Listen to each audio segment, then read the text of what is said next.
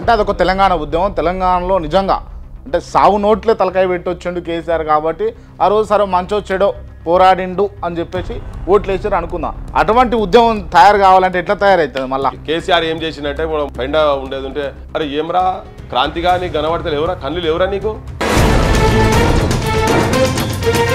ఇవాళ మనతోటి డాక్టర్ సంగంరెడ్డి పృథ్వీరాజ్ గారు ఉన్నారు. రాహుల్ గాంధీ కూడా చెప్పిపోయింది కదా ఒక పార్టీలో గెలిచిన ఇంకో పార్టీకి పోతని. మనం అంతకుముందు చెప్పింది ఏంది? రాళ్లతో కొట్టమని. ఎవరిని రాళ్లతో కొట్టాలి? ఇప్పుడు నిన్ను కొట్టాలా, నీ మంత్రులను కొట్టాలా, నీ ఢిల్లీలో రాహుల్ గాంధీని కొట్టాలి? ఎవరిని కొట్టాలి? రాళ్లతో. వాడు గడ్డి తిన్నాడు పెండ తిన్నాడు అని చెప్పి మాట్లాడినావు. నువ్వేం చేస్తున్నావు? నువ్వు వచ్చినాక ఏం చేస్తున్నావు? నువ్వు గదే పని చేసినావు కదా. కేసీఆర్ ఇట్లా చేస్తాడు, మా పార్టీలోకి వెళ్ళి దిగిపోయినాడు, అక్కడికి వెళ్ళి ఎట్లయితాడు అట్లా ఇట్లా అని చెప్పారు. ఒకరిని పెళ్లి చేసుకుని ఒకరితో సంసారం చేస్తున్నది అని చెప్పని మాట్లాడారు కదా ఇవన్నీ మాటలు. ఇప్పుడు ఎమ్మెల్యేలు ఎవరిని పెళ్లి చేసుకుని ఎవరితో సంసారం చేస్తారు? మరి మీ భాషలనే చెప్తున్నాను.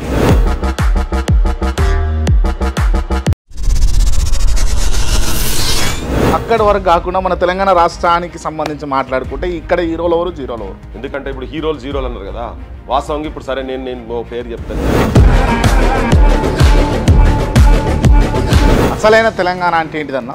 ఆత్మగౌరవంతో బతకాలి తెలంగాణ ప్రజలు. ఆకలి సావులు ఉండొద్దు, ఆత్మహత్యలు ఉండొద్దు. తెలంగాణ కొద్ది 144 సెక్షన్లో 163 సెక్షన్లో ఇటువంటి తెలంగాణ కాదు. పల్లె పల్లె లాఠీలు పట్టుకొని తిరిగే తెలంగాణ కాదు.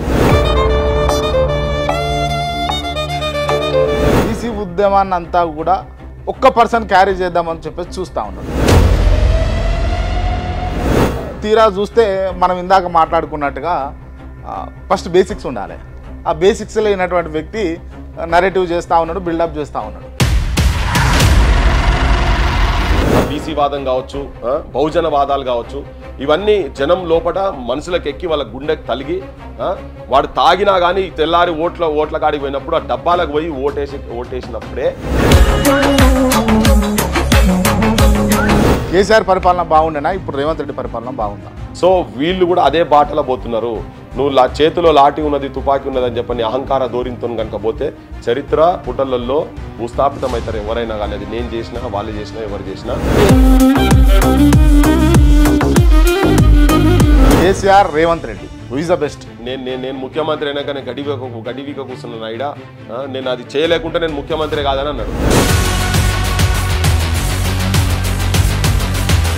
సేమ్ అట్లనే వాళ్ళు అట్లనే కేసీఆర్ అట్లనే చేసిండు, ఈయనట్లే. నక్సలైట్లే అసలైన దేశభక్తులు అని అన్నారు కదా. నక్సలైట్ల అవసరం ఉందంటారా ఇప్పుడు ప్రస్తుతం? నక్సలైట్ అంటే వాళ్ళ ఆలోచన విధానం. నేను తుపాకులు పట్టి పోయి యుద్ధంకి నేను వ్యతిరేకం ఫస్ట్ నుంచి. నేను I always believe pen is more powerful than gun. ఈ కులగణన రాజకీయ పార్టీ లబ్ధి కోసమా, లేకపోతే నిజంగా తెలంగాణ ప్రజల శ్రేయస్సు కోసమా, దేశ ప్రజల శ్రేయస్సు కోసమా? కానీ నేనైతే కాంగ్రెస్ పార్టీ ప్రస్తుతంగా దాన్ని వాడుకుంటానికి చేస్తున్నది అయితే నా వ్యక్తిగత అభిప్రాయం. మీరు రోజు అంటే బిజీ షెడ్యూల్లో ఉంటారు కదా, ఎట్లా అన్నా మీ సర్వైవల్ ఎట్లా? లక్షలు లేవు. లక్షలు నాకు సంపాదన ఉండదంటే నేను ఎక్కడికో పోయి.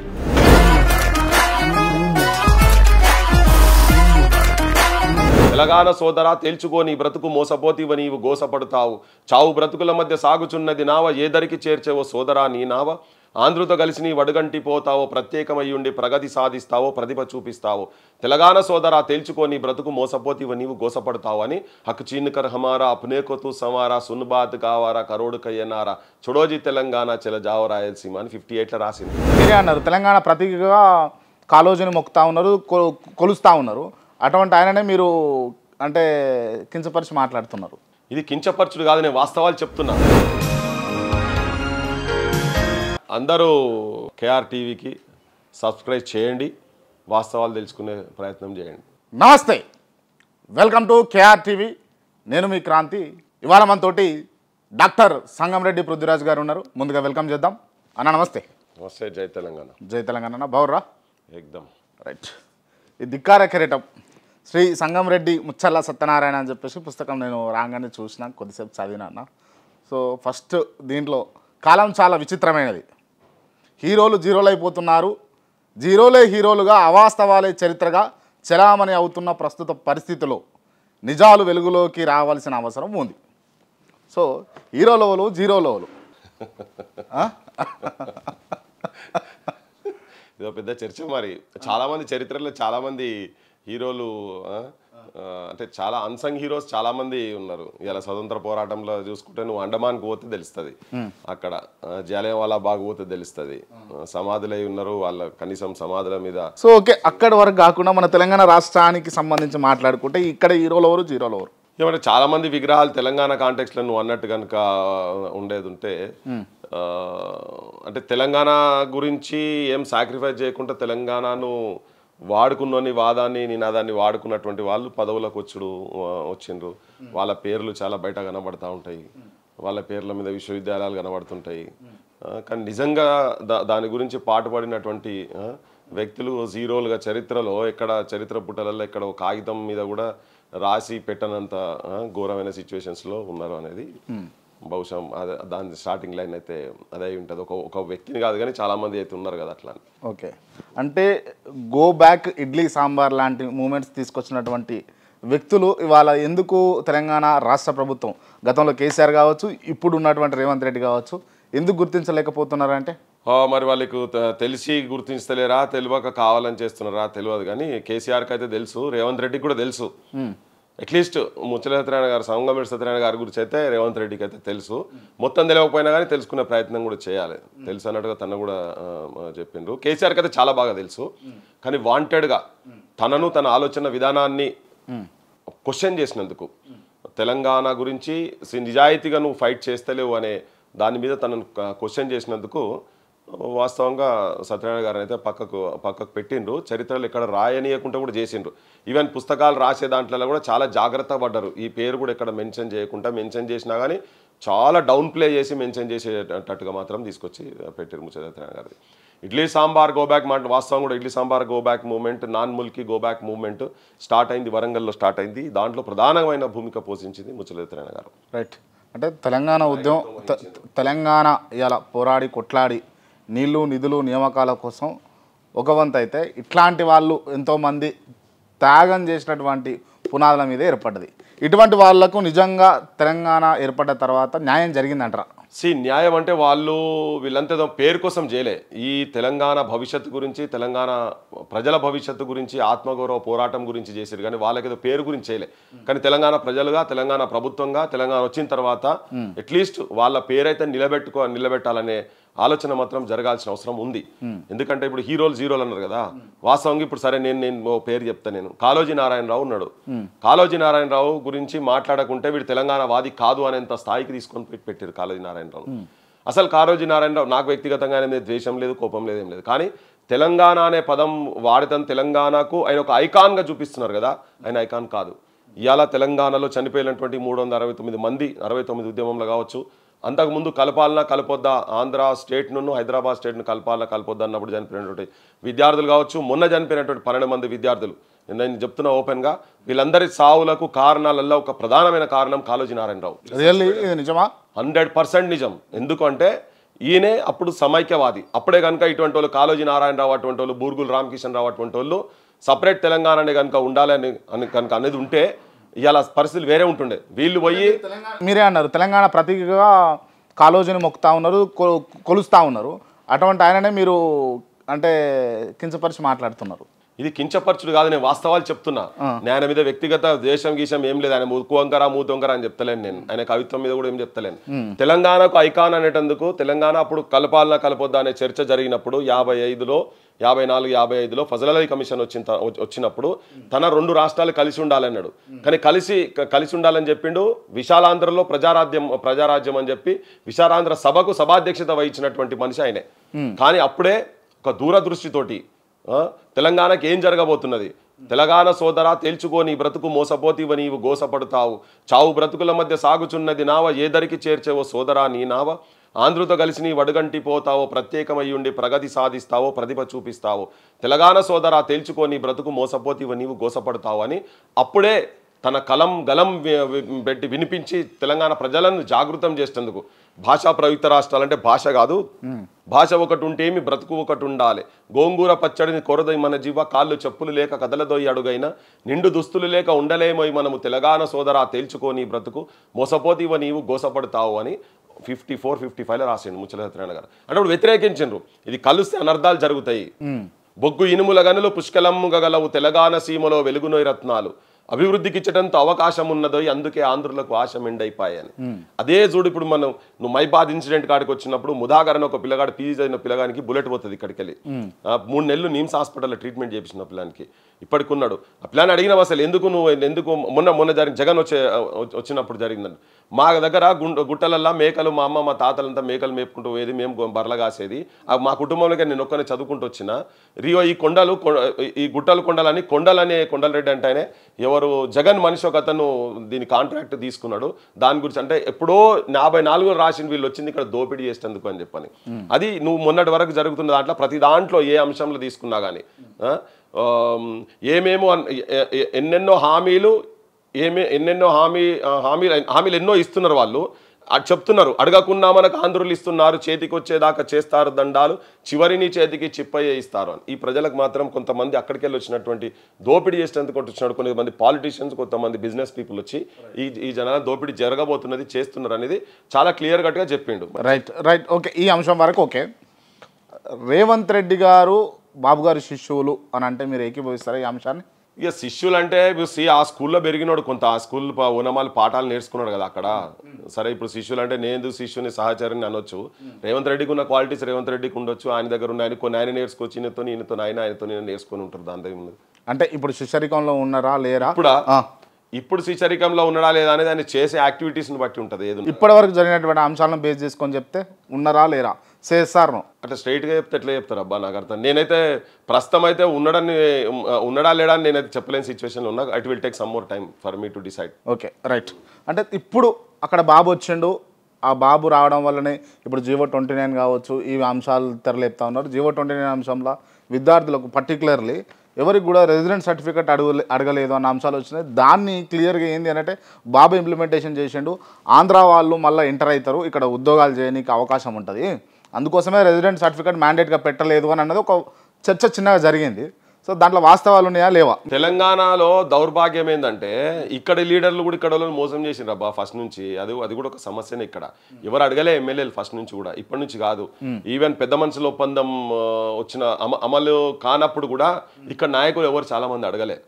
హక్ చీన్కర్ హమారా అప్నే కో తూ సమారా సున్ బాత్ కావారా కరోడు కయ్యనారా చొడోజీ తెలంగాణ చెల జావ రాయలసీమ అని 58లో రాసిండ్రు. ఇది మా హక్కులు ఇక్కడ రావాల్సిన, ఇప్పుడు నువ్వు చెప్తున్న ఉద్యోగాలకు సంబంధించిన హక్కులు కూడా కావచ్చు, ఇవన్నీ ఇక్కడ రావాల్సిన కూడా ఏవి రాలేదు అప్పటి నుంచి కూడా. అందుకే జీవో 36, జీవో 610 ఎంప్లాయ్మెంట్ సంబంధించినటువంటి అంశం కావచ్చు, ఇప్పుడు వచ్చిన జీవో 29 కావచ్చు. నిజంగా కూడా అలా చాలా మోసాలు ఘోరాలు ఉన్నాయి వాటిలో. సరే అది చంద్రబాబు ఇన్ఫ్లుయెన్స్ చేసిండా అయిందనేది కొంచెం పక్కకు పెడితే ఇక్కడి నాయకుల కన్నా ఆ చిత్తశుద్ధి అనేది ఉండాలనా లేదా? జీవో 29తో ఏం నష్టం జరుగుతున్నది, ఏమవుతుంది? జీవో 46తో ఏం నష్టాలు జరుగుతున్నాయి? అక్కడ వాళ్ళు వచ్చి ఇక్కడ అప్పుడు కూడా ఏంటంటే ఇక్కడ కంపల్సరీ 4 ఏళ్ళైనా మినిమం చదవాలనేది ఉండే. అది అసలు ఎక్కడ ఏ కాలేజీలో కూడా ఎక్కడ కూడా అది ఇంప్లిమెంటేషన్ అవుతలేదు. ఎందుకంటే మంత్రులు వాళ్ళంతా ఉండే కాబట్టి మనది నడవలే. మన మన మన మన మన నాయకులు దాని మీద గట్టిగా కొట్లాడిన లేరు, అరాకొర కొట్లాడే ఉంటే వాళ్ళు ఎవరైనా పట్టించుకోలేదు. రైట్. ఇప్పుడు తెలంగాణ ఏర్పడ్డది, తెలంగాణ 10 ఏళ్ళ కేసీఆర్ పరిపాలన సాగిపోయింది, ఇప్పుడు రేవంత్ రెడ్డి పరిపాలన జరుగుతూ ఉన్నది కదా. నిజంగా అసలైన తెలంగాణ వాదులు, తెలంగాణ ఉద్యమకారులు కొట్లాడింది, పోరాడింది, ప్రాణాలు కొందరు కోల్పోయింది ఇప్పుడున్నటువంటి తెలంగాణ కోసమేనా అని అడిగితే బరాబర్ కాదు అనేది నేను చాలా కరాఖండిగా చెప్పదలుచు. రైట్. ఒక్క నిమిషం. నేను మిమ్మల్ని గతంలో ఇంటర్వ్యూ చేసినప్పుడు అప్పుడు బీఆర్ఎస్ అధికారంలో ఉంది, అప్పుడున్న టీఆర్ఎస్, అప్పుడు కూడా ఈ తెలంగాణ కాదు అని అన్నారు మీరు. అవును, అప్పుడు కాదన్నారు, ఇప్పుడు కాదంటారు. మరి అసలైన తెలంగాణ అంటే ఏంటిది? అసలైన తెలంగాణ అంటే ఏంటిది? సుఖశాంతులతో ఉండాలి తెలంగాణ. ఇక్కడ ఉద్యోగాలు ఇక్కడ రావాలి, ఇక్కడ మొత్తం ఉచిత విద్య రావాలి కంప్లీట్ తెలంగాణలో. ఇది చదువుకోవాలనుకుంటానికి ప్రతి ఒక్కరికి చదువుకునే అవకాశం రావాలి. తెలంగాణలో ఆకలి సావులు ఉండొద్దు, తెలంగాణలో రైతుల ఆత్మహత్యలు ఉండలేరా? అంటే నిమ్మలంగా ఉండలేరంటారా? తెలంగాణ ఏడ ఉన్నాయబ్బా? వేల కొద్ది బడులు బంద్ అవుతున్నప్పుడు తెలంగాణలో 50% బడులలో 2 టీచర్ అంటే సింగిల్ టీచర్ స్కూల్స్ 19% తెలంగాణలో సింగిల్ టీచర్ స్కూల్స్ ఉన్నాయి. గవర్నమెంట్ రిపోర్ట్స్ చెప్తున్నా నేను. ఇది విద్యా చట్టం కింద వ్యతిరేకం. జైళ్ళలో వాడాలి ఒక్కొక్కరిని, మంత్రులను ఎమ్మెల్యేలను కొడుకులను జైళ్ళలో వాడాలి ఈ అంశంలతోటి. 30% బడులలో 2 టీచర్లు ఉంటారు. ఇలా తెలంగాణ 50% తెలంగాణ బడులలో 2 కన్నా తక్కువ టీచర్లు ఉన్నటువంటి బడులు ఎడ్యుకేషన్ సిస్టమ్ ఉన్న తర్వాత నా తెలంగాణ ప్రజలు ఎందుకు సంతోషంగా ఉంటారు? వీటి గురించే కదా. బోర్డులు లేవు, నీకు క్లాస్ రూమ్స్ లేవు తెలంగాణ బడులలో, బాత్రూమ్స్ లేవు, కాంపౌండ్ వాళ్ళు లేవు, పందులు కుక్కలు ఏంది గొర్రెల మేపుతున్నారు బర్రెల మేపుతున్నారు ఇటువంటి బడులు తెలంగాణ ఆ ఉన్న వచ్చేటోళ్ళు కూడా సగం పాఠాలు కూడా మీరు బీఆర్ఎస్ ప్రభుత్వం అధికారంలో ఉన్నప్పుడు మీరు పోయి బల్లలకు ఇట్లా పోయి ఇది పరిస్థితి అని చెప్పేసి చూపించే ప్రయత్నం చేశారు. ఇప్పుడు కాంగ్రెస్ గవర్నమెంట్ వచ్చినప్పుడు కూడా చూపించే ప్రయత్నం చేస్తారు. ఏనన్నా మారుతుందా తెలంగాణ అంటే? బరాబర్ మార్చాల్సిన అవసరం ఉంది. తెలంగాణలో తెలంగాణ యువతరం బీచుకొని కూర్చోవాల్సిన అవసరం ఉంది. ఇక్కడ ఉద్యోగాలు ఇప్పుడు ఈ ప్రభుత్వం కూడా వచ్చినాక 2 లక్షల ఉద్యోగాలు ఒక మొదటి సంవత్సరంలో ఇస్తామన్నారు. బ్యాక్లాగ్ అన్ని కలిపి కూడా ఇప్పుడు 10 నెలలు 11 నెలలు అవుతుందబ్బా. యూనివర్సిటీలలో కూడా రిక్రూట్మెంట్స్ లేవు. 75 to 76% ఆఫ్ యూనివర్సిటీస్లలో వేకెన్సీస్ ఉన్నాయి. Top most university Osmania university 1267 పోస్టులు శాంక్షన్స్ పోస్టులు ఉంటే 1000 పోస్టులు ఖాళీ ఉంటాయా? 1000 అంటే చదువు ఏమవుతున్నది? వీళ్ళంతా రాజకీయ నాయకులు యూనివర్సిటీలు పెట్టి వీళ్ళు పైసలు దండుకుంటూ గవర్నమెంట్ విశ్వవిద్యాలయాలను సంపుతున్నారు. వీళ్ళు ఆ సంపే దాంట్లో వాటాలు ఎమ్మెల్యేలకు మంత్రులకు అందరికీ ఉంటున్నాయి. ఇలా లేకపోతే ఈ దుస్థితి నిజాలేనా ఇవన్నీ? నోటి మాటలు అయ్యేది ఉంటే రిక్రూట్మెంట్ ఎందుకు జరుగుతలేదు అంటే ఇప్పుడు రిక్రూట్మెంట్ ఇక్కడ చదువు చెప్పే సారు లేకుంటే అనివార్యంగా పోయి ఆ యూనివర్సిటీలో జాయిన్ అవుతారా లేదా? ఇక్కడ చదువు చక్కగా లేనప్పుడు ఎటుపోతారు? ఇలా ప్రైవేట్ స్కూల్స్ ఉన్నాయి. మన తెలంగాణ వచ్చిన తర్వాత నాగార్జున శ్రీ చైతన్యలు పట్టణాలలో వీళ్ళు బడులు పెట్టినారు, కాలేజీలు పెడుతున్నారు, కార్పొరేట్ కాలేజీలు పెడుతున్నారు. వీళ్ళు వచ్చి ఫీజుల భారాలు పెంచి పిల్లలను ఆగం చేస్తున్నాం, మన కుటుంబాలు ఆగం చేస్తున్నాం చెప్పుకుంటే నిన్న మా బొట్టలో అందరం. తెలంగాణ వచ్చిన తర్వాత ఈ పట్టణాలలో ఉన్న కాలేజీలన్నా పోవాలన్నా లేదా? కానీ ఇప్పుడు ఇవి మండల స్థాయిలో దాకా పోతున్నాయి. స్కూల్స్ కూడా పెడుతున్నారు వాళ్ళు. అంటే డౌన్ అయినట్ట పెరుగుతున్నట్ట? తెలంగాణ వచ్చిన తర్వాత కూడా బడులు బంద్ అయినాయి. 5,000కు పైన బడులు బంద్ అయినాయి తెలంగాణలో. అంటే ఇది ప్రోగ్రెసా డౌనా? మరి అంటే మీరు ఈ పాత ప్రభుత్వం బీఆర్ఎస్ ఉన్నప్పుడు పోరాడారు, ఇప్పుడు పోరాడుతూ ఉన్నారు కదా. అంటే మీరు వాళ్ళు పోవాలి, కొత్త వాళ్ళు అధికారంలోకి రావాలని పోరాటం చేసారు. సో ఆ పోరాటంలో భాగంగా కాంగ్రెస్ వచ్చింది. మరి మీరు కలిసి చెప్పి విన్నపించే ప్రయత్నం చేశారేనన్నా? అంతకు ముందే మేము విద్య ఎట్లా ఉండాలి తెలంగాణలో ఒక 60,000 కోట్లు 50,000 కోట్లు పెడితే బడులు ఇవన్నీ 58,000 crores కనుక పెట్టేది ఉంటే దాదాపు 60,000 crores అనుకుందాం పాటు పెట్టేది ఉంటే తెలంగాణలో మొత్తం విశ్వవిద్యాలయ స్థాయి వరకు కూడా కేజీ నుంచి విశ్వవిద్యాలయ స్థాయి వరకు కూడా ఉచిత విద్య ఇవ్వచ్చు, ఉచిత వైద్యం ఇవ్వచ్చు. మేము మొత్తం తిరిగి దాన్ని అంతా రెడీ చేసి తీసుకుపోయి అన్ని రాజకీయ పార్టీలకు మేము ఈ మేనిఫెస్టోలు ఇవి పెట్టుండ్రే ఆయన అని చెప్పి తీసుకుపోయి మేము ఇచ్చినాం. అప్పుడే పెట్టలే వాళ్ళు. సో ఇప్పుడు ఇంప్లిమెంట్ కూడా చేస్తలేరు వాళ్ళు. మండలానికి ఒకటి కార్పొరేట్ ఇంటర్నేషనల్ స్కూల్స్ అని చెప్పని అన్నారు. కానీ ఇప్పుడు కాన్స్టిట్యున్సీకి ఒక స్కూల్ అని చెప్పి ఒక 20-22 ఏదో శంకుస్థాపన చేసినాం. అవి 2 నెలలు తయారైతే అని చెప్తున్నారు. అట్లా కాదు. నీ కరెక్ట్ కనుక ఉండేది ఉంటే నువ్వు ఇమీడియట్ ఈ బడ్జెట్లో ఈ టాప్ ప్రియారిటీతో పెట్టాల్సిన అంశాలు ఉచిత విద్య, ఉచిత వైద్యం, ఈ రెండింటిని అంశాలను తీసి పక్కకు పెడతారు. మరి రైట్, ఏ ప్రభుత్వమైనా ఉచిత విద్య ఉచిత వైద్యం మీద ఎందుకు కాన్సన్ట్రేషన్ చేయదు మీ స్టడీ ప్రకారం? ఎందుకు చేయలేరంటే వీళ్ళు బాగా పైసలకు అలవాటు పడ్డారు. జనం తెలివికి రావద్దు, జనం ఎవరు క్వశ్చన్ చేయొద్దు, జనం ఎప్పుడు అనగదొక్కబడి ఉండాలి. హిట్లర్ లెక్క ఉన్నది వీళ్ళ కథ అంతా. వాళ్ళ జనం చైతన్యవంతులు అయితే వీళ్ళెక్కడ నాయకులుగా వచ్చి కూర్చోగలుగుతారు? వీళ్ళెక్కడికి వెళ్ళి ఎమ్మెల్యేలు ఎంపీలు కాగలుగుతారు? కాలేరు కదా. ప్రశ్నించే తత్వాన్ని సంపాలి, అజ్ఞానులుగా పెట్టాలి. వాళ్ళు ఇళ్ళలో పని చేసేందుకు ఇంకా గవ్వే పని గాడికే ఉంచాలి. వీళ్ళని వ్యవసాయం చేసేటోడు వ్యవసాయమే చేయాలి, గొర్రెలు కాసేటోడు గొర్రెలు కాయాలి, బర్రెలు కాసేటోడు బర్రెలు కాయాలి, చేపలు పట్టోడు చేపలు పట్టాలి.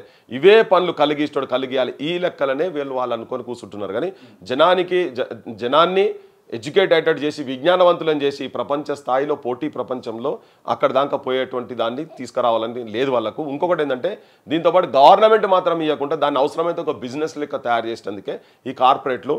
ఎప్పుడైతే ఇంతకుముందు గుండాలు రాజకీయ నాయకుల చేతుల్లో ఉంటుండే, కార్పొరేట్ వాళ్ళు కూడా రాజకీయ అంటే పైసలు ఉన్న వాళ్ళు రాజకీయ నాయకుల చేతులు ఉంటాయి. ఇప్పుడు ఏమవుతుందంటే గుండాలు కొంత రాజకీయ నాయకులు అయినారు. ఇప్పుడు కార్పొరేట్ వాళ్ళే అంటే కార్పొరేట్ కంపెనీలే రాజకీయ అంటే పైసలు ఉన్నోడే రాజకీయ నాయకులు అవుతారు. కాబట్టి బిజినెస్ చేసుకోవడానికి ఎవరికి కులము, మతము, ప్రాంతము, మానవ సంబంధాలు, మానవ విలువలు ఏముండయి. వానికి ఓన్లీ పైసలు అనేది ఉంటుంది. ఎందుకంటే ఎక్కడ పోయినా పైసల గురించి ఆలోచిస్తారు వాడు. ఈ ప్రపంచంలో ఎక్కడ పోయినా కానీ అట్లా మన దగ్గర ఎక్కువ ఇది కాబట్టి దౌర్భాగ్యాలు ఎక్కువైన కాబట్టి ఈ స్థితి ఉన్నది. ఇక్కడ భవిష్యత్తులో మారే రోజు బరాబర్ మార్చుకోకుండా తప్పదు. తెలంగాణలో పృథ్వీరాజ్ ఒక్కరితో అవుతుందా ఇదంతా? నేను ఒక్కరితో ఎందుకైతే నాతోనే నాకు అంత బలం లేకపోవచ్చు. కానీ నేనైతే అట్లీస్ట్ నేను జనంకు తెప్పదలుచుకున్న పరిష్కారం మాత్రం ఇది కాదు. యువతరం కదలాలి తెలంగాణలో.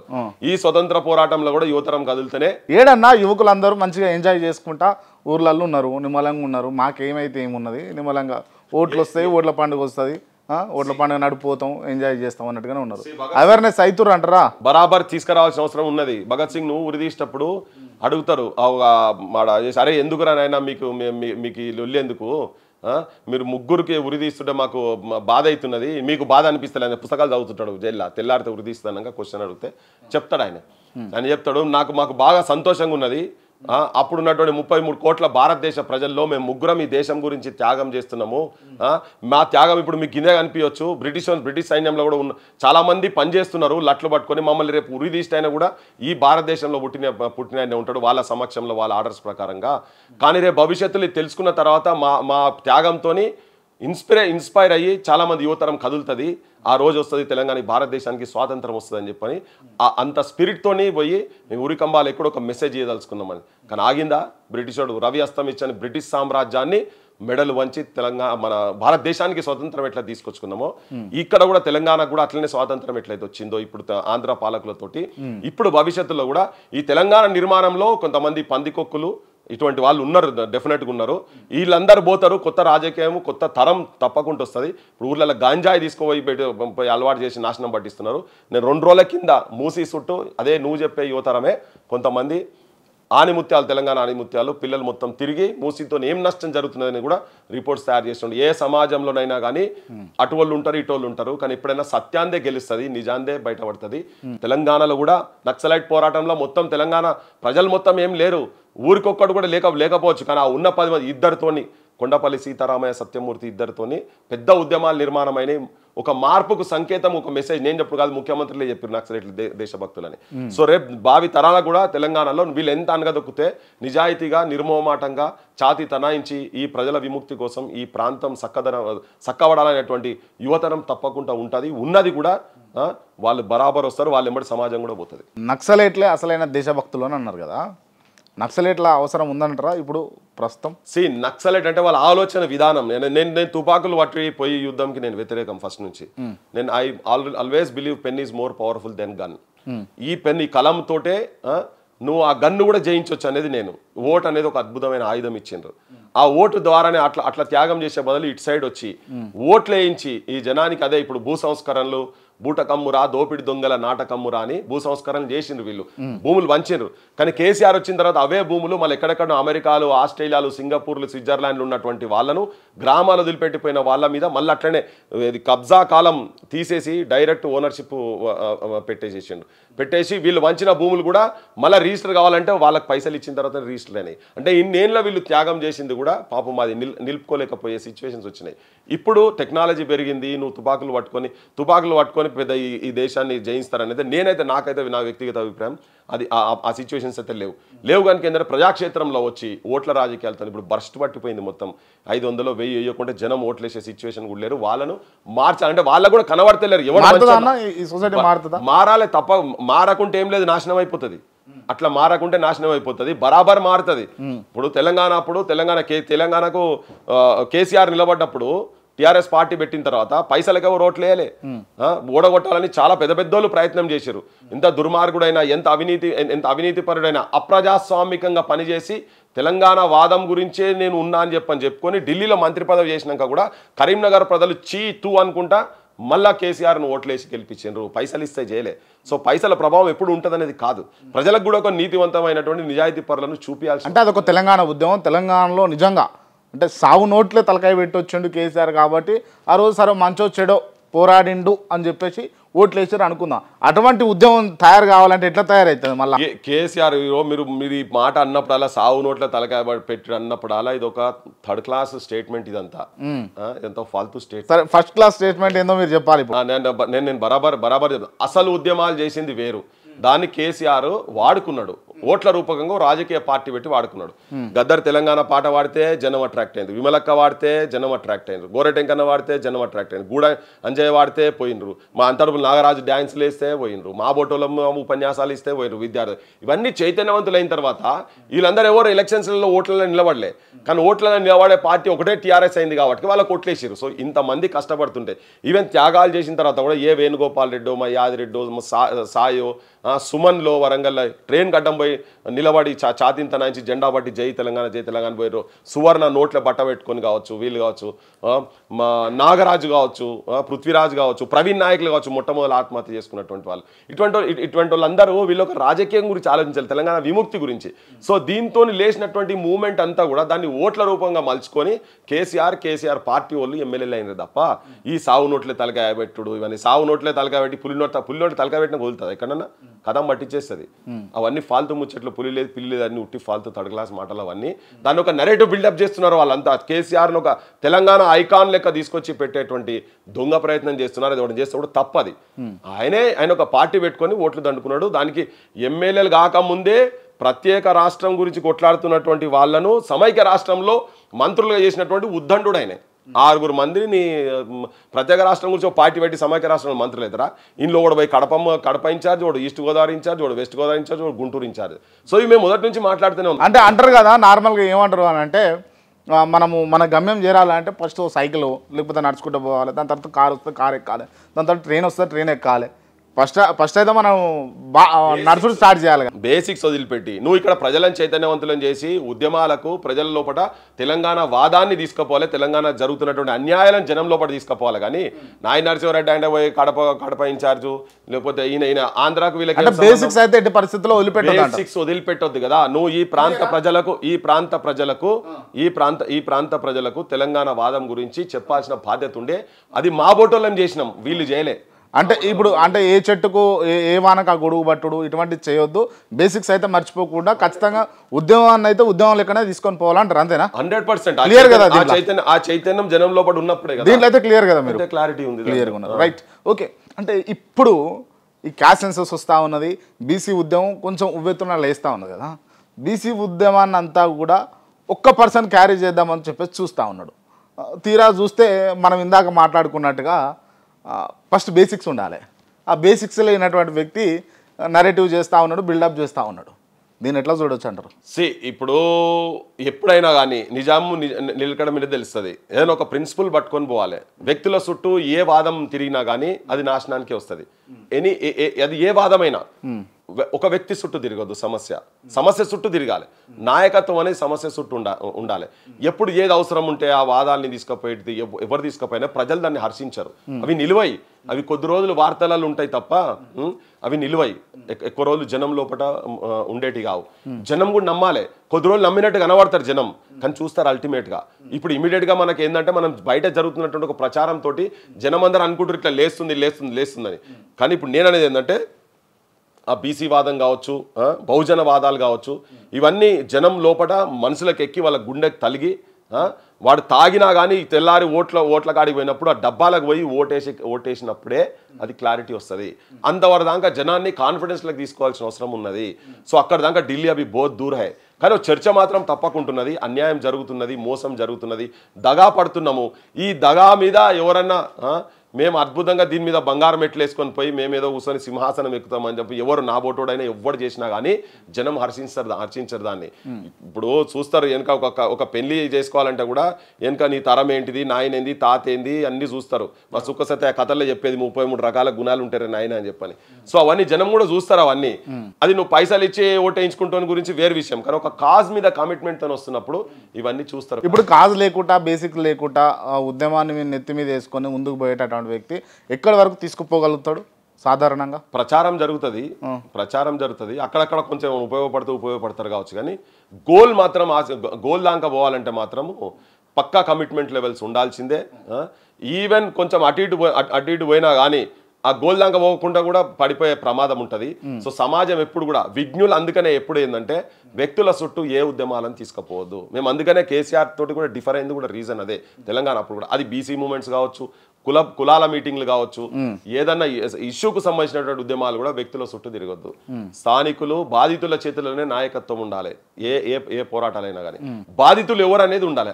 ఆ జాతులలో బాధితులు ఎవరైనా కానీ దాంట్లో ఉన్నప్పుడే అప్పుడే ఉంటుంది. అందుకే రాజకీయ కోణం దానికి కనుకున్నది అనుకో అది నెరవేరదు. అది కొంతమందికి వ్యక్తిగతంగా రాజకీయంగా ఎదుగుతందుకే అక్కడికి వస్తుంది. అంతే. మొన్న ఒక మిర్యాలగూడలో సభ పెట్టారు. అది బీసీల సభనా లేకపోతే కేవలం ఒక వ్యక్తి నిర్మించుకున్న వ్యవస్థకు సంబంధించిన సభనా? జనం అయితే బీసీల సభ అనుకున్నారు పక్కా. అది ఫ్యూచర్ కోర్సులో తెలుస్తుంది. అది చాలా మంది బీసీలు కూడా పోయి స్టేజ్ మీద ఉన్నారు. సరే మా బోటోలకు మాకు ఇన్విటేషన్ లేదు, మేము పోలేదు. ఇన్విటేషన్ ఇస్తే పోదురా ఆలోచిస్తుంటే కావచ్చు, తెలియదు నాకు తెలియదు. మేబీ అట్లా రాదు నాకు. వచ్చేది ఉంటే మాత్రం దాని మీద చర్చలు జరగాలి కదా. లాంగ్ రన్ ఏం జరగబోతున్నది, ఎటు తీసుకుపోతున్నారు, ఏంటిది అనేది ఒక చర్చ మాత్రం ఉండాలి. అంత పర్టికులర్ కాజ్ ఉంటేనే పనిచేస్తాడా పృథ్వీరాజ్ అంత డెడికేటెడ్గా? అంటే నాది కూడా లైఫ్ చూడాల్సిన అవసరం ఉన్నది. మీకు కూడా అట్లాంటి ఏమన్నా ఉండేదంటే క్వశ్చన్స్ అడుగు. మరి నాకు బ్యాక్గ్రౌండ్లో ఎక్కడైనా నేను కాజ్ గురించి కాకుండా నేనైతే నాకు వచ్చిన డౌట్ అడిగినా. నేను కూడా చెప్తున్నా, నేను కూడా నీకు డౌట్ ఎందుకు, నువ్వు డౌట్ ఎందుకు, నీకు డౌట్స్ ఉంటే అడుగు, డైరెక్ట్ క్వశ్చన్ అడుగు.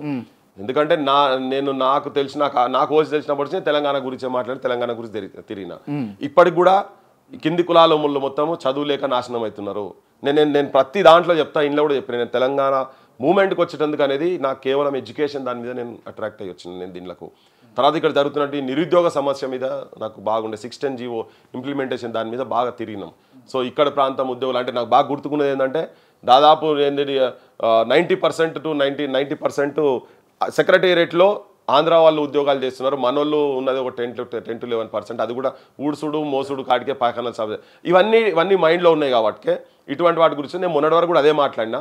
ఇప్పుడు బీసీలకు కూడా కొంచెం స్టాటిస్టికల్ డేటా తీస్తే ఇది అన్యాయం జరుగుతున్నది, మోసం జరుగుతున్నది. రాజ్యం అనేది పొలిటికల్ పవర్ కొన్ని సెక్షన్స్ లోపలనే కాన్సన్ట్రేట్ అవుతున్నది అనే అంశాన్ని చర్చకు బయటికి వచ్చింది, తీసుకొస్తున్నారు. విచ్ ఈస్ ఫ్యాక్ట్, అది ఫ్యాక్ట్.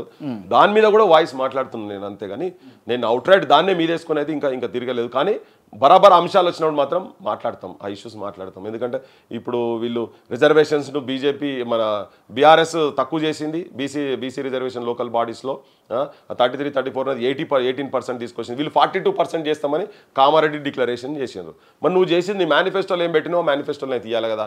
బీసీలకు కాంట్రాక్ట్లలో రిజర్వేషన్స్ అన్నారు, 11 నెలలు అయింది ఇప్పటిదాకా ఏమి ఇవ్వలేదు. మరి నీ మేనిఫెస్టోలో పెట్టినప్పుడు అయితే అడగాల్సిన బాధ్యత ఉంటుంది కదా. అవన్నీ మొత్తం నువ్వు కాంట్రాక్ట్గా నువ్వు ఏది చేసినా కానీ వాళ్ళకి రిజర్వేషన్స్ అన్నారు. ఈవెన్ ఫండ్స్ అలొకేషన్స్లో కూడా రిజర్వేషన్స్ అంటే చెప్పి పెట్టిండ్రు, మీకు సపరేట్గా ఇస్తామని. అవన్నీ ఏం చేయలేదు. ఇప్పుడు ఏదో కులగణన చేస్తా అంటున్నారు, చూద్దాం, లెట్ us see. ఈ కులగణన రాజకీయ పార్టీ లబ్ధి కోసమా లేకపోతే నిజంగా తెలంగాణ ప్రజల శ్రేయస్సు కోసమా, దేశ ప్రజల శ్రేయస్సు కోసమా? యాక్చువల్గా అది జరగాల్సిన అవసరం ఉన్నది భారతదేశంలో.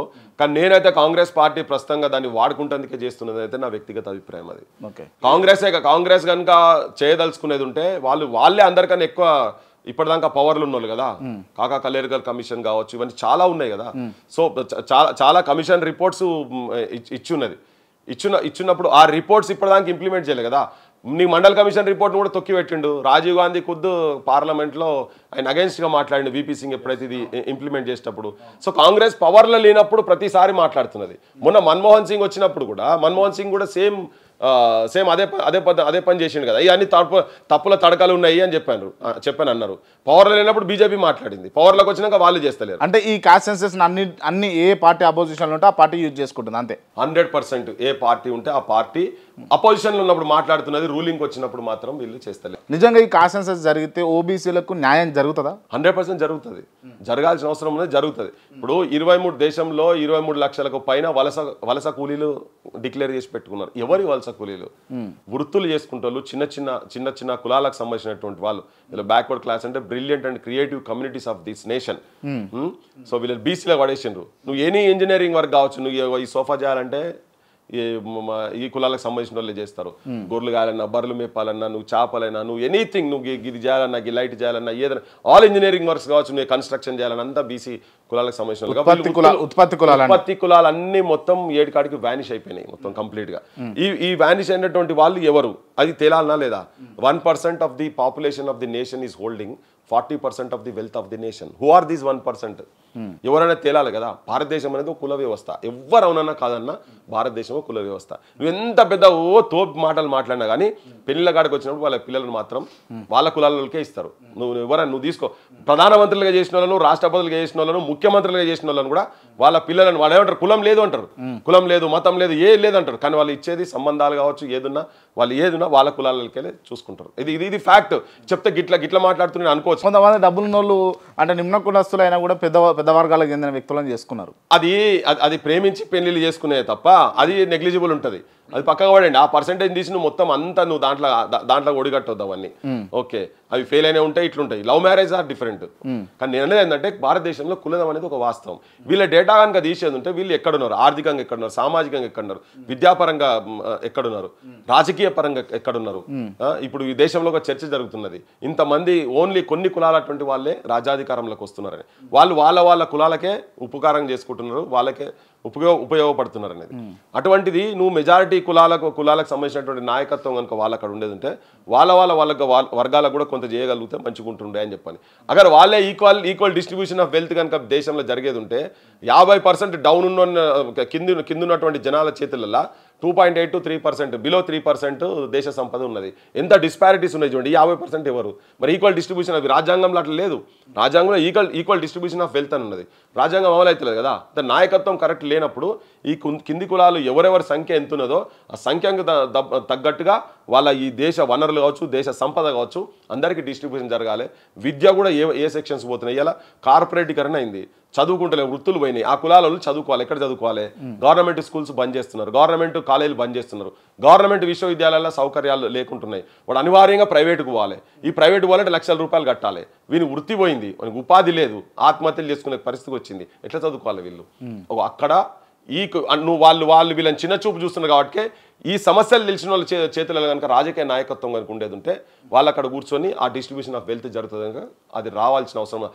నువ్వు మనం చెప్పుడు కాదు, ఏ కోర్టు, సుప్రీంకోర్టు ఆర్టికల్ చెప్పింది. ఆల్ కమిషన్స్, ఏ కమిషన్స్ చెప్పినా కానీ ప్రతి ఒక్క కమిషను చెప్పింది క్లియర్ కట్గా నీకు కులగణన జరగాలి. ఎవరు ఏ స్థాయిలో ఉన్నారో చెప్పినప్పుడే ఈ స్కీమ్స్ కావచ్చు, ఏవైనా కానీ డిస్ట్రిబ్యూషన్స్ ఏది చేసినా కానీ అవన్నీ ప్రాపర్గా జరుగుతుంది అనేది, అది జరగాలనేది ప్రతి ఒక్కరికి ఏ కమిషన్ వేసినా కమిషన్ చెప్పింది. ఇప్పుడు క్యాస్ట్ సెన్సెస్లో పోయి ఎన్యూమరేటర్లు ఎవరైతే ఉన్నారో వీళ్ళు కులగణనకు సంబంధించి కాకుండా వివిధ ఆస్తుల వివరాలకు సంబంధించి, లేకపోతే మీకు ఎన్ని రూములు ఉన్నాయి, ఎన్ని గదులు ఉన్నాయి, ఎన్ని బాత్రూములు ఉన్నాయి, మీకు ఆస్తులు ఎన్ని ఉన్నాయి కూడా అడుగుతారట. అడగొచ్చినా తెలియాల్సిన అవసరం ఉన్నది. కానీ ఈసారి ఇప్పుడు ఏమవుతుందంటే అడగొచ్చినా అంటే యాక్చువల్గా ఆ రికార్డ్స్ అన్ని రిపోర్ట్స్ అన్నీ వాళ్ళ దగ్గర ఉంటాయి కదా. ఎవరి పేరు మీద ఎంత ల్యాండ్ ఉన్నది, ఎవరి పేరు మీద ఎన్ని ఇళ్ళు ఉన్నాయి, ఎవరి బ్యాంక్ అకౌంట్లు ఏమున్నాయి అనేది అన్నీ ఉన్నాయి. ఇప్పుడు అది తెలిసినప్పుడే సంపద, ఇప్పుడు ఎకనామికల్ సిచ్యువేషన్స్ కూడా తెలుస్తాయి అనేది ఆ క్వశ్చన్స్ అందులో పెట్టుకున్నారు. దీంతో పాటు అప్పులు కూడా ఎన్ని ఉన్నాయి అనేది తెలిసేది ఉంటే తెలుస్తుంది. ఏ కుటుంబానికి అప్పులు ఎంత ఉన్నది, అప్పులు కూడా అడగాలంటారు. అప్పులు కూడా అడగాలి. అప్పులు కూడా తెలిస్తే బాగుంటాయి. ఇప్పుడు చెప్పనోడు ఎవడు చెప్పాడంటే ఇల్లీగల్ సంపద ఉన్నోడే చెప్పారబ్బా. ఇల్లీగల్ సంపాదించుకున్నాడే చెప్పాడు. లీగల్ సంపాదనకు అవునా, నాకు 2 ఎకరాలు ఉన్నది, 2 గొర్రెలు ఉన్నాయి, 10 బర్రెలు ఉన్నాయి, లేకపోతే నాకు ఒక ఇల్లు ఉన్నది, ఒక స్కూటర్ ఉన్నది, అట్లనే నా బిడ్డకు చదివిస్తేందుకు, నా పెళ్లి చేసేందుకు 2 లక్షలు అప్పు చేసిన, ఇవి చెప్తాడు. ఎవరైనా చెప్తాడు. నీకు ఇది కాకుండా ఇల్లీగల్గా సంపాదించిన వాళ్ళే వెనకకు పోతుంటారు చెప్పేందుకు. లీగల్ సంపాదన ఉన్నారు, మా బోటోలను అడిగితే నీ బోటోలను అడిగితే ఉన్నది చెప్తాం. అంతా లీగల్గానే ఉంటుంది అన్న మీది? మీదంతా లీగల్గానే ఉంటుందా? మాకు ఉన్నది ఏందని చెప్పి లీగల్గా, ఇల్లీగల్గా ఏమున్నదో చూపి, లీగల్గా ఏమున్నదో చూపి. రైట్. అంటే నేను జనరల్గా చూసేది అంటే కేఆర్ టీవీలో కాకపోతే ఇంకొక టీవీలో కాకపోతే ఇంకొక టీవీలో పృథ్వీరాజ్ అన్న వీడియో ఖచ్చితంగా తెలంగాణలో ఉన్నటువంటి జర్నలిస్టులు అందరూ కూడా ఏదో ఒక ఛానల్ అప్లోడ్ చేస్తూనే ఉంటారు. డైలీ యాక్టివిటీస్ అంటే ఏదో ఇష్యూ మీద. సో మీరు రోజు అంటే బిజీ స్కెడ్యూల్లో ఉంటారు కదా, ఎట్లా అన్న మీ సర్వైవల్ ఎట్లా? ఇక సర్వైవల్ అవి నా మటుకు నాకు పెద్ద ఖర్చులు ఏమి ఉండవు. నాకు నేను లగ్జరీస్ ఏమి ఉండవు. నేను ఎడిపోతానే వండుకుంటా. నాకు ఒకటి తిరుగుడు తప్ప నాకు వేరేది ఏమి ఉండదు. అలా బండిలో డీజిల్ తిరుగుడు తప్ప ఏమి ఉండదు. మా బ్రదర్స్ ఉన్నారు, సిస్టర్ ఉన్నది. ఓకే, నాకు నేను ఏదో చిన్నగా అక్కడిక్కడ స్లీపింగ్లో పెద్దగా నాకు పెద్ద లక్షలు లేవు. లక్షలు నాకు సంపాదన ఉండేది ఉంటే నేను ఎక్కడికో పోయిട്ടുണ്ട്. కానీ ఆ సంపాదన అనేది నాకు ఫస్ట్ నుంచి పెద్దగా ఏం లేదు. నాకు దగ్గర వాళ్ళు కొంతమంది దోస్తులు ఉన్నారు, మిత్రులు ఉన్నారు, చిన్న వాటిల్లో ఉంటుంది. అంతేగాని పెద్ద సంపాదన నాకేం అట్లేం లేదు. నేను అట్లా చెప్తా, రాసుకునేది అట్లా తీసుకుంటా, అట్లా చూసుకో. సో మేము పెద్ద నాకు ఆస్తులు వీస్తులు ఏం లేవు, ఉండయి కూడా. అది ఉండదు. మన ఆయననే సంపాదిస్తుండే బొచ్చాడు. మన దేనికి పృథ్వీరాజ్ పోరాటం అంతా దేని గురించి? ప్రజల గురించి, సమాజం గురించి, సమాజ బావు గురించి. మా నాన్న అట్లనే కొట్లాడి, నేను గట్లనే కొట్లాడుతున్నా. మన ఆయన పేరు మీద ఏం ఆస్తులు లేవు, మా పేరు మీద కూడా పెద్దగా ఏముండే. ఆ ఊర్లో ఉన్న జాగా ఉన్నది అంతనే ఉంటుంది. ఈ భూమి మీద కూడా ఆడున్నా కానీ ఎక్కడున్నా కానీ తీసుకోవచ్చు. ఇట్లాంటి హీరోలు అందరూ జీరోలు అవుతారా అన్న?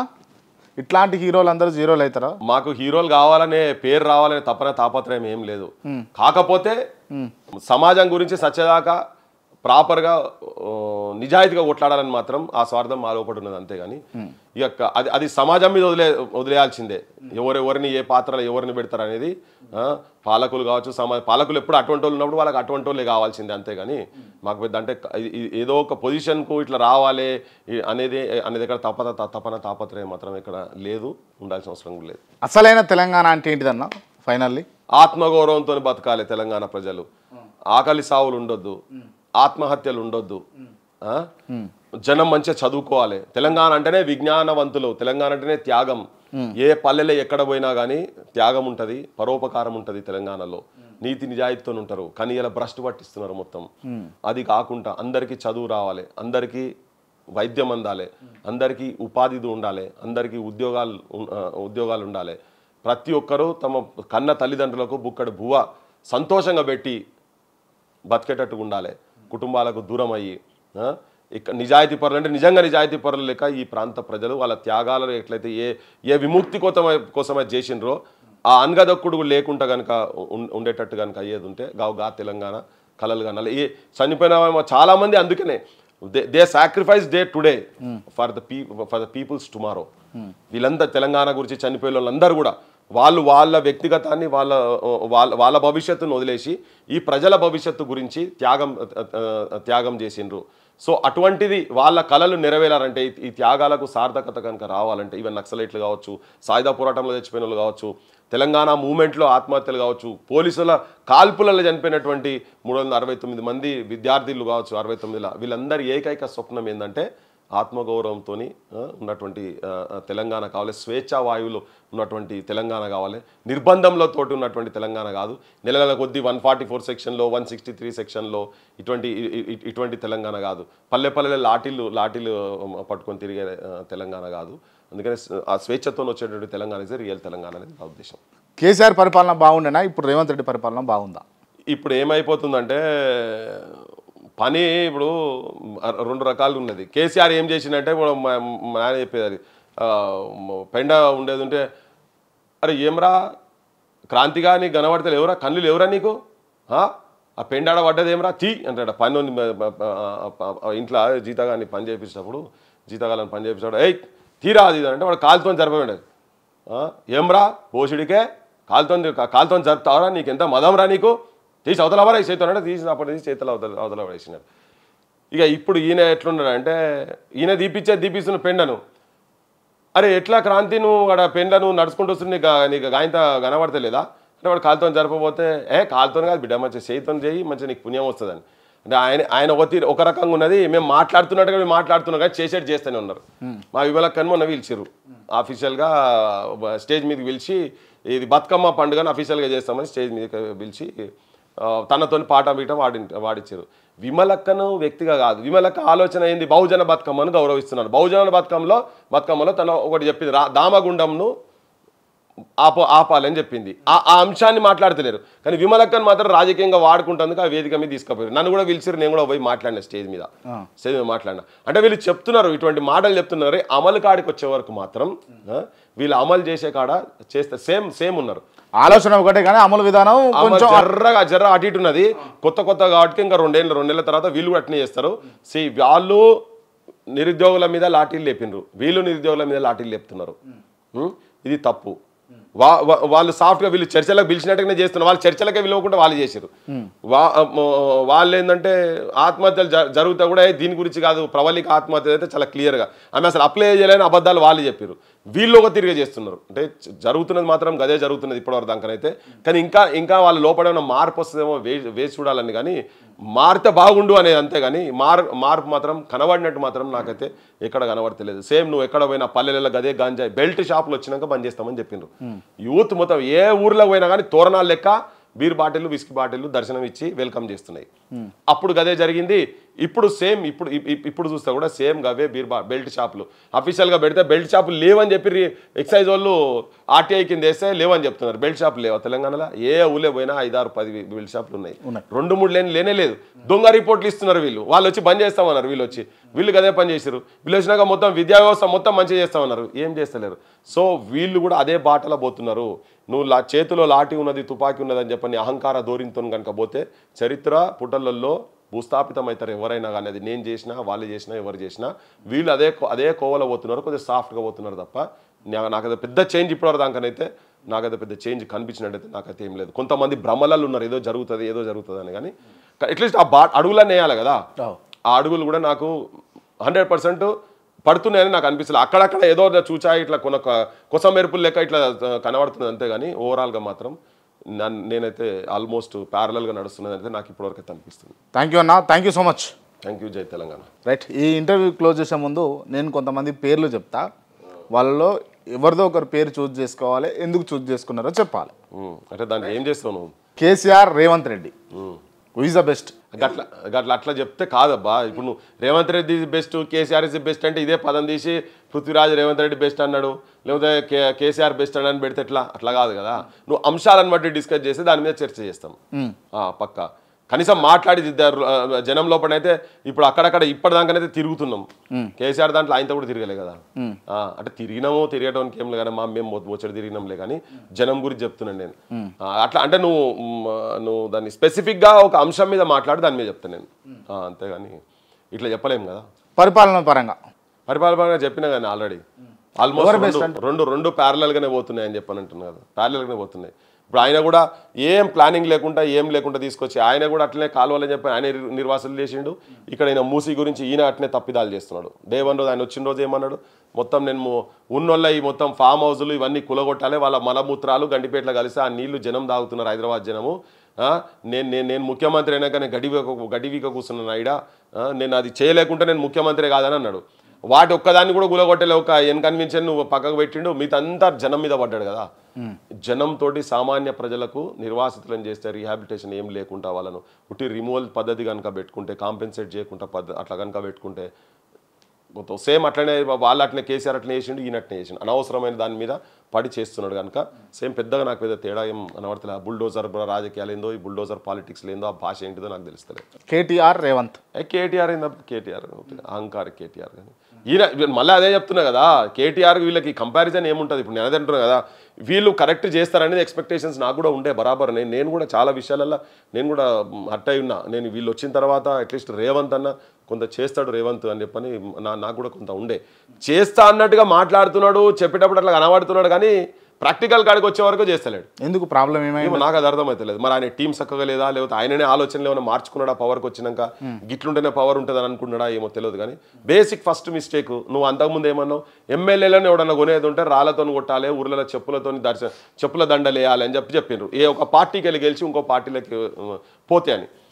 మేము కూడా వీళ్ళ గవర్నమెంట్ వచ్చిన తర్వాత ఈ ఎమ్మెల్యేల కేసీఆర్ అని కొంటాడేమో అని మేము కూడా కొంతమంది మేధావులంతా కలిసి ఒక మీటింగ్ పెట్టి ఆర్గనైజ్ చేసి ఏ పార్టీలో ఆ పార్టీలో ఉండాలని. ఈయన రాగానే ఈయన టక్మని కాంగ్రెస్ వాళ్ళని ఎంపీలను ఎమ్మెల్యేలను ఈయన కూడా గుంజుకున్నాడు కదా. ఈ ఎక్కడ మాట్లాడు బీఆర్ఎస్ కాంగ్రెస్ వాళ్ళు బీఆర్ఎస్ వాళ్ళు ఈయన కాంగ్రెస్ వాళ్ళు కూడా గుంజుకున్నారు కదా. మరి నువ్వు అంతకుముందు చెప్పింది ఏంది, రాళ్లతో కొట్టమని. ఎవరిని రాళ్లతో కొట్టాలి? ఇప్పుడు నిన్ను కొట్టాలా, నీ మంత్రులను కొట్టాలా, నీ ఢిల్లీలో రాహుల్ గాంధీని కొట్టాలి, ఎవరిని కొట్టాలి రాళ్లతో? రాహుల్ గాంధీ కూడా చెప్పిపోయింది కదా ఒక పార్టీలో గెలిచిన ఇంకో పార్టీకి పోద్దని. మీ చిల్లర రాజకీయాల గురించి మీరు మాట్లాడేది ఒకటి చేసేది అక్కడ నెంబర్ 1 డిస్టర్బ్ అయిపోయినావు. ఉండని, నీకు ఎంతమంది వచ్చారో అంతమంది ఉండని. రేపు పొద్దుగాల నీ పార్టీలలో పోతే నువ్వు జనంలో పడిపో, you will become a big leader. కానీ అట్లా చేయకుండా వాళ్ళు చేసిందే నువ్వు చేసి, వాడు గడ్డి తిన్నాడు పెండ తిన్నాడు అని చెప్పి మాట్లాడినావు. నువ్వేం చేస్తున్నావు? నువ్వు వచ్చినాక ఏం చేస్తున్నావు? నువ్వు అదే పని చేసినావు కదా. కేసీఆర్ ఇట్లా చేస్తాడు, మా పార్టీలోకి వెళ్ళి దిగిపోయినాడు, అక్కడికి వెళ్ళి ఎట్లయితాడు అట్లా అని చెప్పి ఒకరిని పెళ్లి చేసుకుని ఎవరితో సంసారం చేస్తున్నది అని చెప్పని మాట్లాడారు కదా ఇవన్నీ మాటలు. ఇప్పుడు ఎమ్మెల్యేలు ఎవరిని పెళ్లి చేసుకుని ఎవరితో సంసారం చేస్తారు? మరి నీ భాషలనే చెప్తున్నాను నేను, మంది భాషల గురించి కాదు. అక్కడ డిస్టర్బ్ అయినాం. నీకు ఒక ఛాన్స్ ఉండే, నువ్వు ఒక మాస్ లీడర్, ఒక పబ్లిక్ లీడర్గా, ఒక పాలిటీషియన్గా నీకు ఛాన్స్ ఉండే. పోతే అసలు జనం దంతుండే. కాంగ్రెస్కి వెళ్ళి ఎవరైనా బీఆర్ఎస్ కనుక పోయేది ఉంటే మొన్న గవర్నమెంట్ వచ్చిన తర్వాత పబ్లిక్ జనం రివోల్ట్ అవుతుండే కాంగ్రెస్ ఇంకా తంపింగ్ మెజారిటీ వస్తుండే. అట్లా కాకుండా చెత్త రాజకీయాలు చేసి ఆయన పైసలకు కొన్నాడు, నువ్వు పైసలకు కొన్నావు, నువ్వు తీసుకొచ్చుకొని ఇక్కడ పెట్టుకున్నావు. అరే ఓ పార్టీకి గెలిచినోడు వచ్చి ఒక పార్లమెంట్ నిలబడతాడు? అబ్బా నాకు అర్థం కాదు. తెలంగాణ ఫక్త్ వ్యతిరేకమైనటువంటి వ్యక్తి. సో ఇటువంటి అన్ని చూసిన తర్వాత సేమ్ దొందే అనిపిస్తుంది కదా. ఎవరైతే అనే లెక్క కాడికి వచ్చింది. అది నెంబర్ వన్ ఇష్యూ. అరే పిల్లలు పాయిజనస్ ఫుడ్ తిని అలా ట్రీట్మెంట్ కూడా భువనగిరిలో పిల్లగాడు చచ్చిపోయిండు. ప్రశాంత్ అని పిల్లగాడు, మన జిబ్లాక్పల్లి పిల్లగాడు. ఆ పిల్లని శవం తీసుకోబోతుండే పోలీసు వాళ్ళు రాత్రి 12 గంటలకు తల్లిని, అమ్మమ్మను, తాతను బేగంపేటలో మన అంబులెన్స్కి వెళ్ళి కింద నెట్టి పడేసారు. నేనే ఇంత దారుణంగా ఉంటుందని నిజంగా చూసాక అంతే. ఎందుకంటే వాళ్ళు గాంధీ హాస్పిటల్కు మార్చరికి తీసుకుపోవాలని, వీళ్ళేమో మా ఊరికి తీసుకుపోవాలని.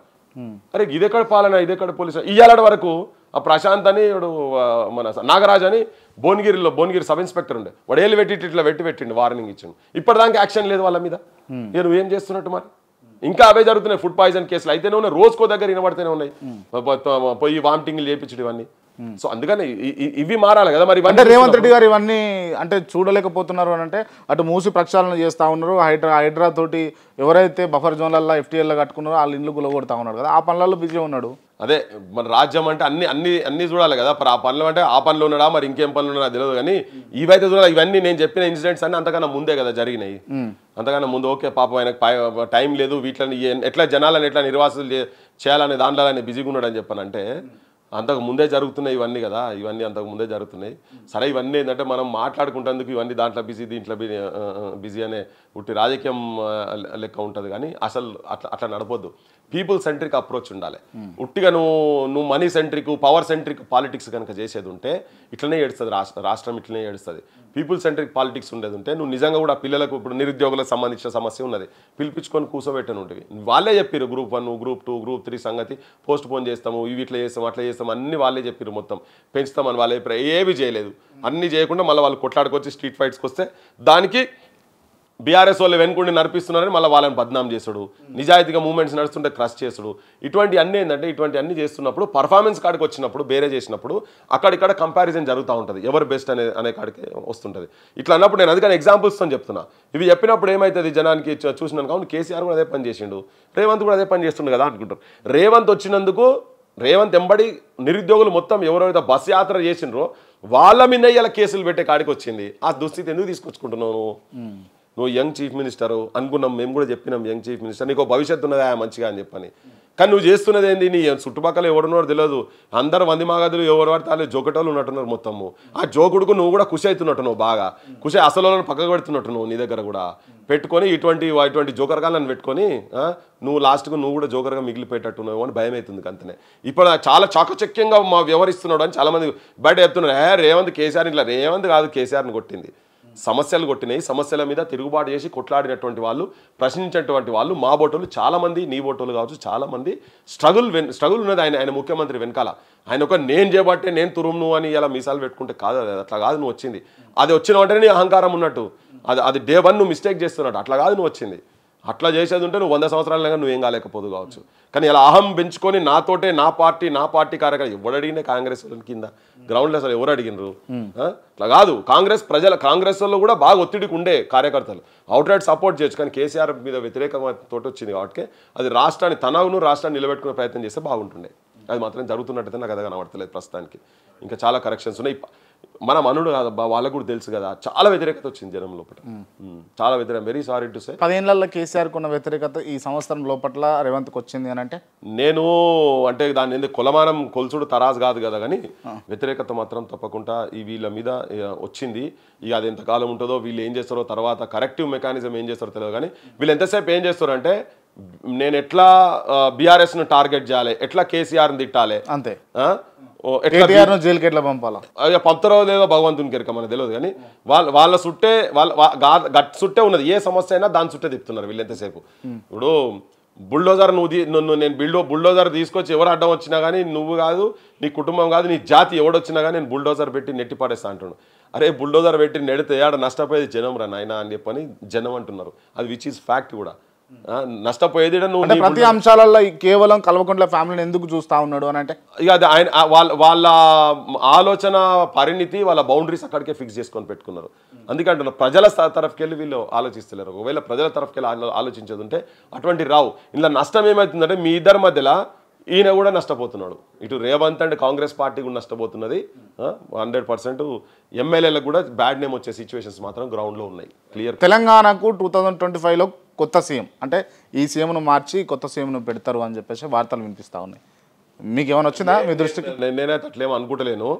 ఈయననే ఉంటాడు ఉన్నంతకాలం, కాంగ్రెస్ ఉన్నంతకాలం ఈయననే, ప్రస్తుతం ఈ గవర్నమెంట్ ఉన్నంతకాలం ఎన్ని రోజులు ఉన్నా కానీ అది రేవంతే ఉంటాడు అనుకుంటున్నా. నేను అవన్నీ పెద్ద చేసేంత లేదు, ఇవన్నీ ఉట్టి గాలి వార్తలని నేను అనుకుంటున్నా. ఉట్టి కదా రాజకీయం గురించి మాట్లాడుతున్నాము కానీ అంత సీన్ లేదు. అక్కడ పార్టీలో కూడా అంత సీన్ లేదు. వాళ్ళు అన్ని చూస్తున్నారు, అన్ని తెలుసు వాళ్ళకి పైసలు కావాలి. దేశంలో 2 స్టేట్లు ఉన్నాయి కాంగ్రెస్కు, ఈ 2 స్టేట్లకి వెళ్ళి పైసలు కావాలి. పైసలు ఎవరు ఎక్కువ పంపిస్తే వాళ్ళు పైసలు పంపించిన రోజులు they are happy. Central happy. పైసలు ఇది ఎప్పటి నుంచో కాంగ్రెస్ ఆనవాయితీ కదా, సో పైసలు పంపించినంతసేపు హ్యాపీ. అందుకనే ఈ ప్రాజెక్టుల మీద ప్రాజెక్టులు కొత్తవి వస్తున్నాయి అనిపిస్తుంది. లేకపోతే ఈ ప్రజలను ఇట్లా నిర్వాసితులను చేసి మూసి అంటే అలా నీళ్ళేంతో వచ్చుడు ఏందో తర్వాత సంగతి కానీ ఈ జనాల నాగం చేస్తారు కదా, జనాల 1,50,000 కోట్లు అంటే దేనికి? సో ఇవన్నీ కూడా ఫండింగ్ కోసం కేంద్రానికి అధిష్టానాన్ని పంపడం కోసమే తీసుకున్న ప్రాజెక్ట్ నాకైతే అనిపి. ఇప్పుడు 56 చెరువులు డైరెక్ట్ తెలిసిపోయినాయి ఎవరెవరు ఎక్కడెక్కడ ఏమేమి చెర్లలో ఎట్లా పెద్ద పెద్ద ప్రాజెక్టులు కడుతున్నారు అనేది. 56 కాదు కదా, ఒక 6 అన్న కొట్టినరా, ఒక్కటన్నా కొట్టినరా? కనీసం కొట్టలేమో. నువ్వు హైడ్రాని ఇంత పెద్ద సీన్ చేసి దేశం అంతా కావాలంటారు అనే మీడియా సాయినోడు రంగనాథ్ అంటే ఆయన నోని తీసుకొచ్చి పెట్టిండ్రు. ఇక అదేనా తోలుబొమ్మల ఆట లెక్క ఇట్లా ఆడిస్తుంటే ఆడుతున్నారు వీళ్ళు మొత్తం. ఒక్కదన్నా ఉన్నోని ఫామ్ హౌస్ కొట్టిండా ఇప్పటిదాకా? నువ్వు కొట్టితే ఫస్ట్ అవి కొట్టు. నువ్వు చెప్పిన అవే అన్నావు కదా, ఉన్నోళ్ళే మొత్తం ఎవడైనా పర్లేని చిటికలు. మరి ఏం బేరాలైనా మనకు ఎరకలేదు. మరి ఇప్పుడు అవైతే ఏమో ఒక్క ఫామ్ హౌస్ పోలే ఇప్పటిదాకా. మరి మొత్తం ఫామ్ హౌస్ పోవాలి కదా. ఎవడెవరు కట్టుకున్నాడు ఇల్లీగల్ ఎక్కడ ఉన్నాయో ఫస్ట్ నువ్వు ఆ ప్రాంతం అయితే చెరువుకుంటలు అయితే ది ఫస్ట్. నువ్వు అవైతే ఏం తీస్తలేవు. ఉట్టికిన్లా ఇంట్లో లోపల ఉన్నోళ్ళను వీళ్ళని ఖాళీ చేయించడు తప్ప. సో అందుకని వీటితోటి నీ నిబద్ధత ఎట్లా ఉన్నది, నీ కోర్స్ ఆఫ్ యాక్షన్ ఏంటిది అనేది క్లారిటీ ఉన్నది. అందుకని అవి చేసాకనే ఉంటుంది. బెదిరించి ఏదో లావాదేవీలు జరుపుకున్నారు అనేది ఒక టాక్ ఉన్నది బయట. నువ్వు నిజంగా వాళ్ళ ఫామ్ హౌస్లు కొడితేనేమో అదంతా తప్పని తేలుతుంది. కాదు అనుకున్నావు అనుకో, వీళ్ళ దగ్గర పైసలు తీసుకొని ఆపినరు వీళ్ళు కాంగ్రెస్ వాళ్ళు. ఢిల్లీ కూడా ముట్టినాయట అంటుండు. ఒక్కడొక్కడు తిరిగి చెప్తుండు. అంటే మనకు దాంట్లో ఆధారాలు ఉన్నాయని కాదు. ఈయన 2,000 కోట్లు అంటుండు, 3,000 కోట్లు అంటుండు. వీళ్ళంతా బిల్డర్స్, ఫామ్ హౌస్లు, పెద్ద పెద్ద వాళ్ళంతా ఐఏఎస్ ఆఫీసర్స్, ఐపీఎస్ ఆఫీసర్సే కదా అందులో ఉన్నాయని. ఎమ్మెల్యేలే, మంత్రులే, పెద్ద పెద్ద కాంట్రాక్టర్లే, బిల్డర్సే కదా వీళ్ళున్నాయి. అవన్నీ కూలగొట్టేది ఉంటేనేమో, ఇల్లీగల్ కూలగొట్టేది ఉంటేనేమో అప్పుడు నువ్వేం నీ తప్పేం లేదనుకుంటారు. ఒకవేళ నువ్వు కూలగొట్టకుండా అట్లే ఉంటేనేమో తిన్నావు అంటారు. అంతే ఉంటుంది. అది విచ్ ఇస్ ఫ్యాక్ట్ కూడా. అదే జరగబోతుందేమో రేపు అనిపిస్తుంది. అంతే అట్లే కనబడుతుంది చూడబోతుంది. ఓకే అన్న, thank you so much. Thank you. Telangana.